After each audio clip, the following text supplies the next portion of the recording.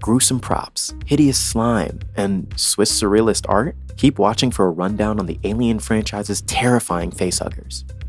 The title of Ridley Scott's 1979 Alien is both a noun and an adjective. Yes, it's about a crew of spacebound freight haulers who unwittingly bring aboard a terrifying creature made of bones and teeth. But the movie is also about how utterly alien the creature actually is, and how the humans aren't equipped to face off against its biological idiosyncrasies. It helped that the creature itself was designed by Swiss surrealist H.R. Giger, already known in the art world for his off-putting shadowy biomechanics. I have people, they like my stuff, or others they hate it. Since Alien, there have been several sequels, prequels, and crossover films, a toy line, and goodness knows how many comic books that explored the creature's many mysteries. Even casual observers now know the alien reproduces via a smaller, bug-like facehugger that implants an egg in the chests of its hosts. When the egg hatches, the infant creature bursts out of its host's chest, killing them. The creature then grows to the size of an adult human within its first day of life, and if the creatures seen in other movies are to be believed, lives for a long time after that. It was referred to as Xenomorph XX121 in James Cameron's 1986 sequel, Aliens, and fans took the word Xenomorph as the monster's official moniker. The facehugger is arguably the most terrifying aspect of the alien. Looking like an elongated horseshoe crab crossed with a pus-colored cockroach, the facehugger attaches itself to John Hurt's character's head in Alien and forces him into a coma, while slowly impregnating him through his mouth.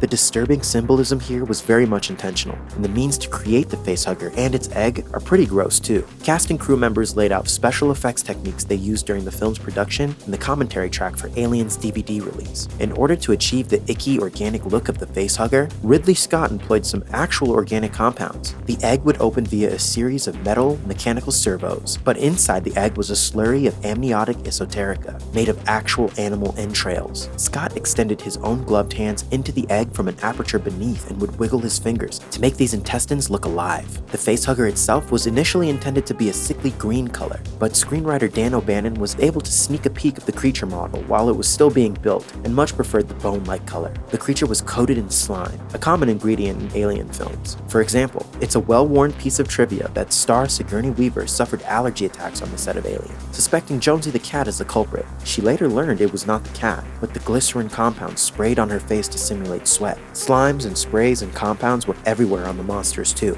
according to Tom Woodruff Jr., who played the alien in David Fincher's Alien 3. The slime dripping down the creature was the same material used to thicken milkshakes at fast food restaurants. The facehugger was also made using actual organic compounds for the first movie. The long tail that wraps itself around John Hurt's neck was constructed using a cow intestine. Later in the film, the facehugger drops off John Hurt's face and falls to the floor, seemingly dead. In order to learn more, Ash suspiciously dissects it. Here, the shell of the facehugger was only a plastic mold, but its innards were real. Ian Holm, who played Ash, was poking a scalpel through several raw oysters. These meaty effects made for a creature more realistic and more alien than had been seen in sci-fi cinema up to that point. And Giger's design of the final alien has since made its way into cinema history. It just goes to show that if you want to create a truly remarkable movie monster, you have to be willing to get your hands dirty.